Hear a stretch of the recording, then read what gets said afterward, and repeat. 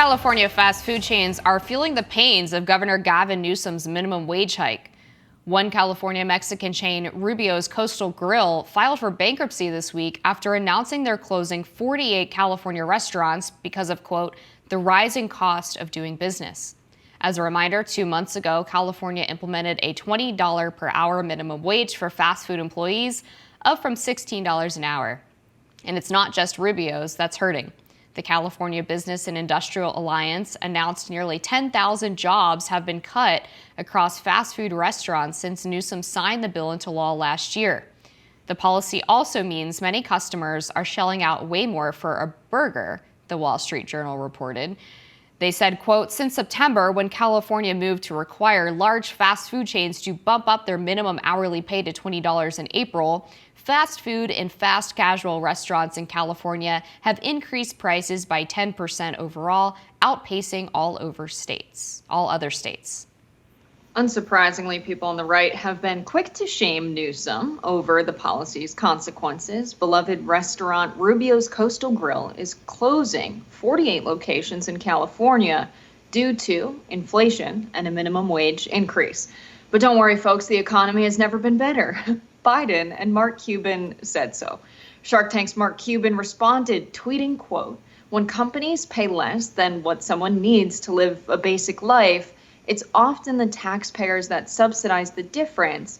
Do you really want to subsidize with your tax dollars any employer? Personally, as an employer, I would rather pay a higher wage and figure out how to be more productive and profitable to balance it out.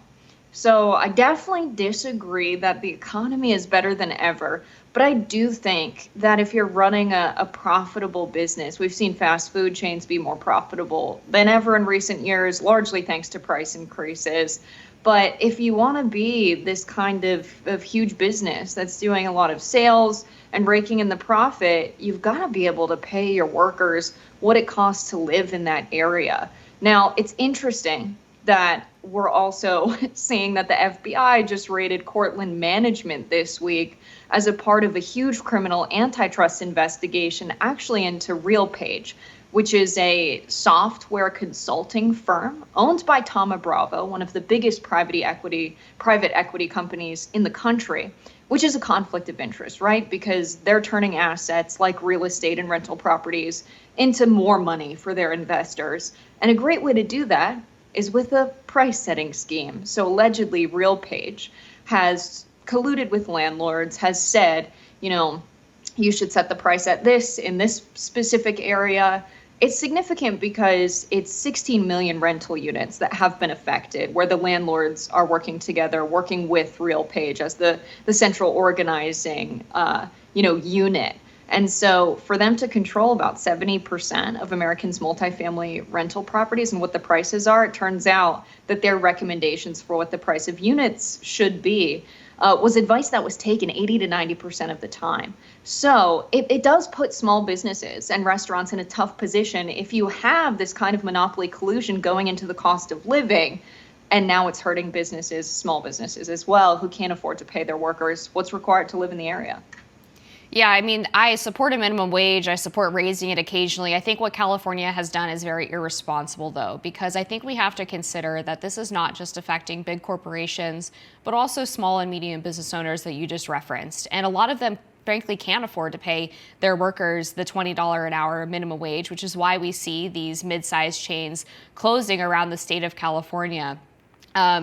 The $20 an hour minimum wage just means that these companies are either going to have to lean on automation, which we've seen McDonald's around the country increasingly have these kiosks that you order at, as opposed to someone who actually operates the cash register.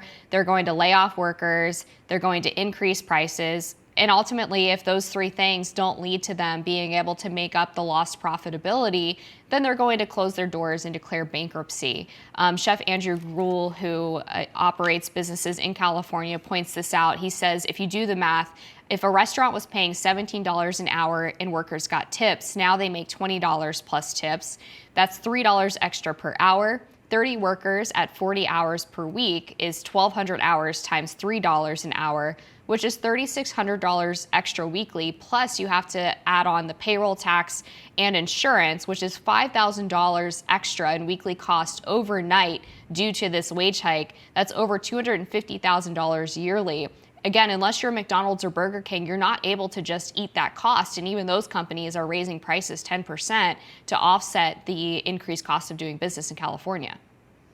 Yeah, I mean, McDonald's is a company that's profiting $37 billion annually, billion with a B. They have 150,000 employees. So if we were to divide the profits by the employees, it's an extra, $246,000 a year per employee. They can absolutely afford to pay $20 an hour to all of their employees, and then some. They could afford to pay $40 an hour to those employees. So I think any fast food chain, especially big ones like McDonald's, making this complaint when profits are at an all-time high and in the billions, that we just can't afford to pay the workers that amount. It's really that they want to keep their margins what they are. They want to keep making the money and lining their shareholders' pockets. So it feels a little dishonest. So when we see policies like this where minimum wages go up across the country, we've actually seen that when workers are paid more, they're more productive. There was a study done by Kellogg Insight from 2012 to 2015. It was, assessing major retailers across 2,000 different stores in all 50 states. They employ over 40,000 salespeople, and they saw when their wages went up that they were more productive. And they credit this productivity directly to the employees putting in more effort. About 4.5% more in sales is what they saw across all of their workers, thanks to wage hikes. And so I think people like Mark Cuban, who's saying, it's your job as a good business to figure out how you're going to be more productive to pay workers more. True. But also the opposite might be true, that you can pay your workers more and see the productivity increase as a result without any other additional input. But I think businesses need to be creative to operate in an environment, if they want to be as profitable as they are, maybe share some of that profit with the workers.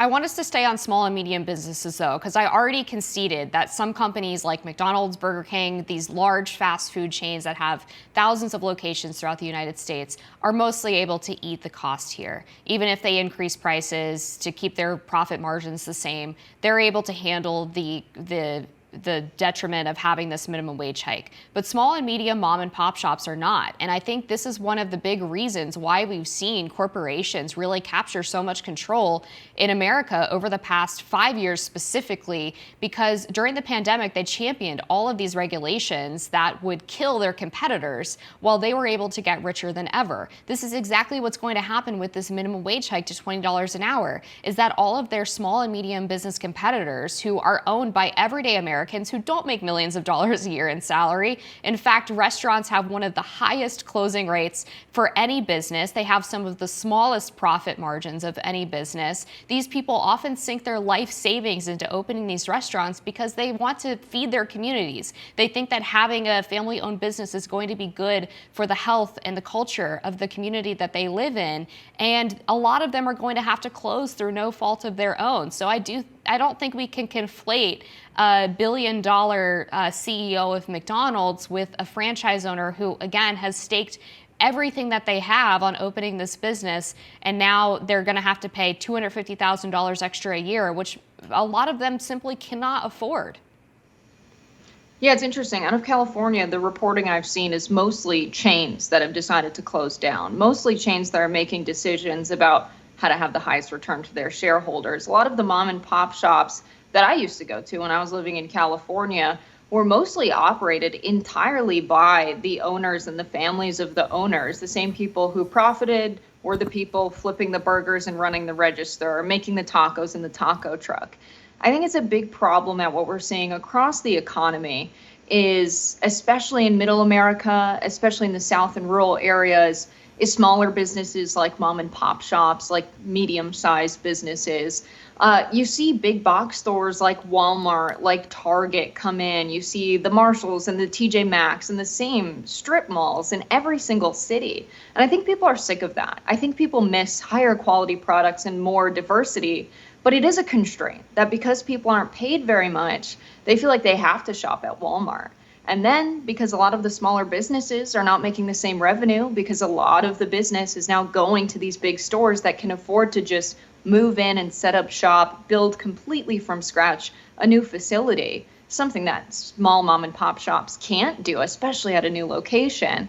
It's just really sad to see them lose all of that business, and then they have to raise prices, and then suddenly they're not affordable. And so I think there should be some creative policy making in cities across the country around who's allowed to come in, who's allowed to replace the businesses people used to rely on at the town square, at the old downtowns. Why is shopping now happening at such a large scale with these huge corporations? And what can we do about it? Because I not only think it's, just sad to see people paid low wages getting low quality products, but also just as someone who likes shopping, who likes going out and about, just seeing the same stores in every single city is extremely depressing. It feels like the kind of nightmare we're told as what it's like living in a communist country where everything's the same. We'll be back with more Rising after this.